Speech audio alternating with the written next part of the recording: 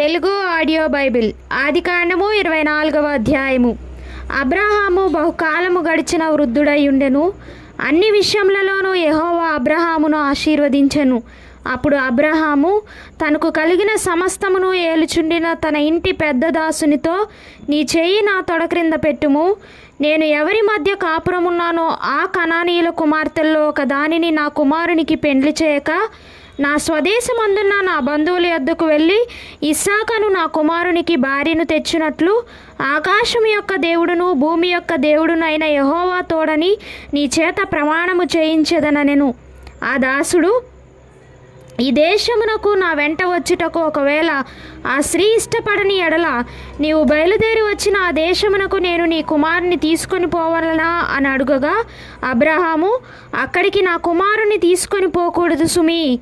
నా తండ్రి ఇంట నుండి నేను పుట్టిన దేశము నుండి నన్ను తెచ్చి నాతో మాటలాడి నీ సంతానమునకు ఈ దేశమునిచ్చేదనని ప్రమాణము చేసి నాతో చెప్పిన పరలోకపు దేవుడగు యెహోవా తన దూతను నీకు ముందుగా పంపును. అక్కడ నుండి నీవు నా కుమారునికి భార్యను తీసుకొని వచ్చెదవు. అయితే నీ వెంట వచ్చుటకు ఆ స్త్రీ ఇష్టపడని ఎడల ఈ ప్రమాణం నుండి విడుదల పొందెదవు గాని నీవు నా కుమారుని అక్కడికి తీసుకొని పోకూడదని అతనితో చెప్పెను. ఆ దాసుడు తన యజమానుడగు అబ్రహాము తొడ క్రింద తన చేయి పెట్టి ఈ సంగతి విషయమై ప్రమాణము చేసెను. అతడు తన యజమానుని ఒంటెల్లో 10 ఒంటెలను, తన యజమానుని ఆస్తిలో శ్రేష్టమైన నానా విధములగు వస్తువులను తీసుకొని పోయెను.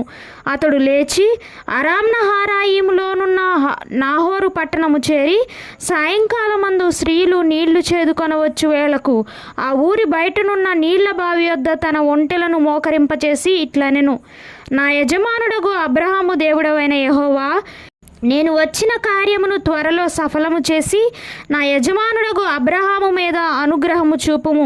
చిత్తగించుము. నేను ఈ నీళ్ల ఊట యొద్ద నిలుచున్నాను.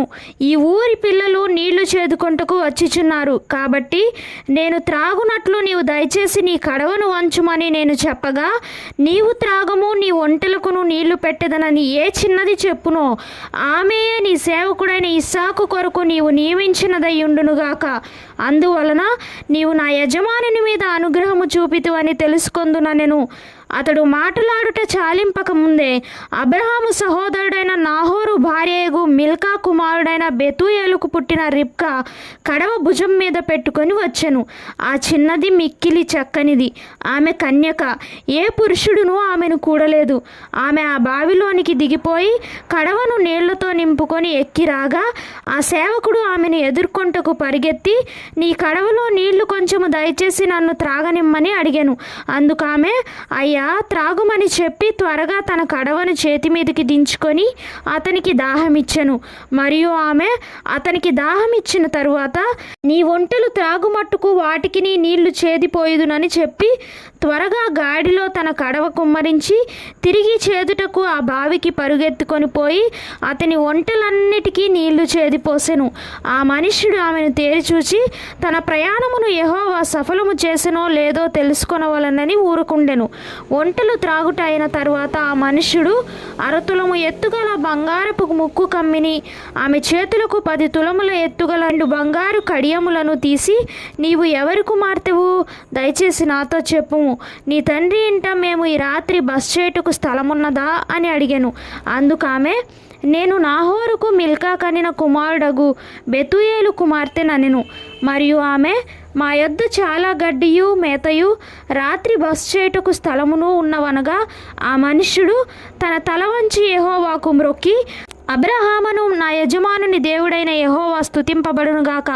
ఆయన నా యజమానునికి తన కృపను తన సత్యమును చూపుట మానలేదు. నేను త్రోవలో నుండగానే యెహోవా నా యజమానుని బంధువుల ఇంటికి నన్ను నడిపించెననెను.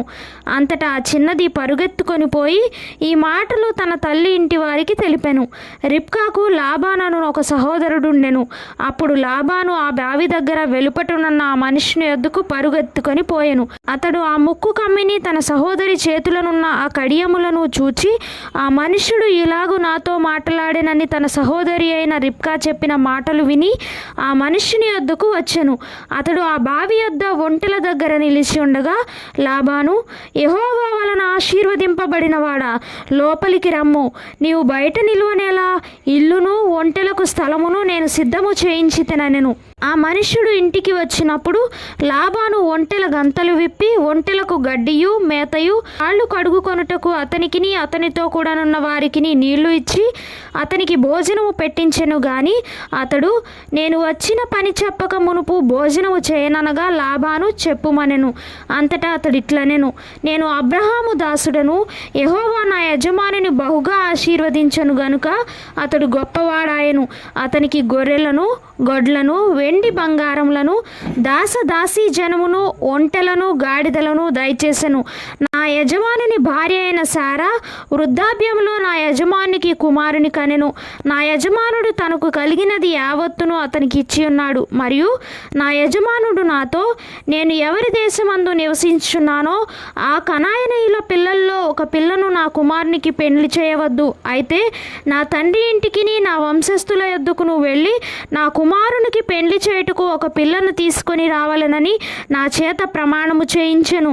అప్పుడు నేను నా యజమానితో, ఆ స్త్రీ నా వెంట రాదేమో అని చెప్పినందుకు అతడు, ఎవని సన్నిధిలో నేను జీవించున్నానో ఆ యెహోవా నీతో కూడా తన దూతను పంపి నీ ప్రయాణము సఫలము చేయును గనుక నీవు నా వంశస్థుల్లో నా తండ్రి ఇంటి నుండి నా కుమారునికి భార్యను తీసుకొని వచ్చెదవు. నీవు నా వంశస్థుల యొద్దకు వెళ్ళితివా? ఈ ప్రమాణము విషయంలో ఇక నీకు బాధ్యత ఉండదు. వారు ఆమెను ఇయ్యని ఎడల కూడా ఈ ప్రమాణం విషయంలో నీకు బాధ్యత ఉండదని చెప్పాను. నేను నేడు ఆ బావి యొద్దకు వచ్చి అబ్రహామును, నా యజమానుని దేవుడవైన యెహోవా నా ప్రయాణమును నీవు సఫలము చేసిన ఎడల నేను ఈ నీళ్ల బావి యొద్ద నిలిచి ఉండగా నీళ్లు చేదుకొంటుకు వచ్చిన చిన్నదానితో నేను, నీవు దయచేసి నీ కడవలో నీళ్లు కొంచెము నన్ను త్రాగనిమ్మని చెప్పునప్పుడు నీవు త్రాగుము, నీ ఒంటెలకును చేదిపోయిదనని ఎవత చెప్పునో ఆమెయే నా యజమానుని కుమారునికి యెహోవా నియమించిన పిల్లయ్యి ఉండునుగాకని మనవి చేసుకొంటిని.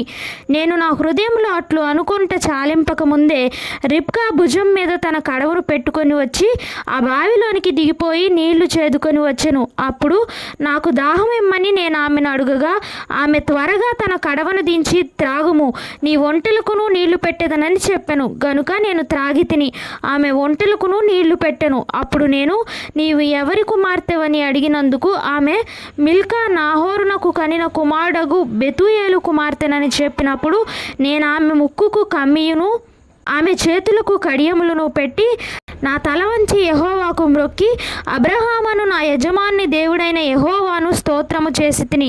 ఏలయనగా ఆయన నా యజమానుని యొక్క సహోదరుని కుమార్తెను అతని కుమారునికి తీసుకున్నట్లు సరి అయిన మార్గమందు నన్ను నడిపించెను. కాబట్టి నా యజమానుని ఎడల మీరును దయను నమ్మకమును కనుపరిచిన ఎడల అది అయినను నాకు తెలియచెప్పుడి, లేని ఎడల అది అయినను తెలియచెప్పుడి. అప్పుడు నేను ఎటు పోవలెనో అటు పోయేదనగా లాబానును బెతూయేలును, ఇది యెహోవా వలన కలిగిన కార్యము, మేమైతే అవునని గాని కాదని గాని చెప్పజాలము. ఇదిగో రిబ్కా నీ ఎదుటనున్నది, ఆమెను తీసుకొని పొమ్ము.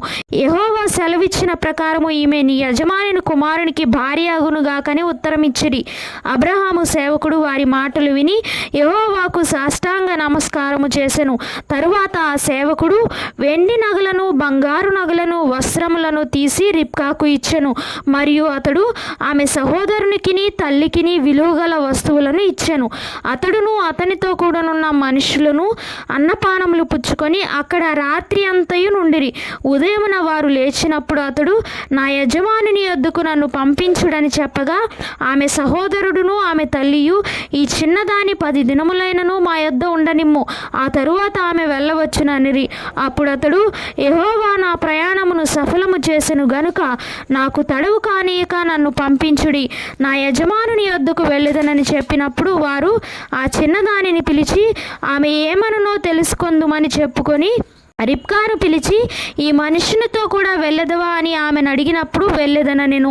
కాబట్టి వారు తమ సహోదరి అయిన రిబ్కాను ఆమె దాదిని అబ్రహాము సేవకుని అతనితో వచ్చిన మనుషులను సాగనంపినప్పుడు వారు రిబ్కాతో, మా సహోదరి, నీవు వేలకు తల్లివగుదువుగాక, నీ సంతతి వారు తమ పగవారి గవనిని స్వాధీనపరుచుకొందురుగాక అని ఆమెను దీవింపగా రిబ్కాయు ఆమె పనికత్తులను లేచి ఒంటెలనెక్కి ఆ మనుష్యుని వెంబడి బయలుదేరి. అట్లు ఆ సేవకుడు రిబ్కాను తోడుకొని పోయెను. ఇస్సాకు బెయేర్ లహాయిరోయి మార్గమున వచ్చి దక్షిణ దేశమందు కాపురముండెను. సాయంకాలమున ఇస్సాకు పొలములో ధ్యానింప బయలు వెళ్ళి కన్నులెత్తి చూచినప్పుడు ఒంటెలు వచ్చుచుండెను.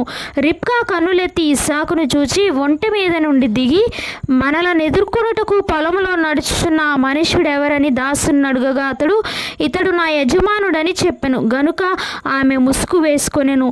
అప్పుడు ఆ దాసుడు తాను చేసిన కార్యములన్నీ ఇస్సాకుతో వివరించి చెప్పెను.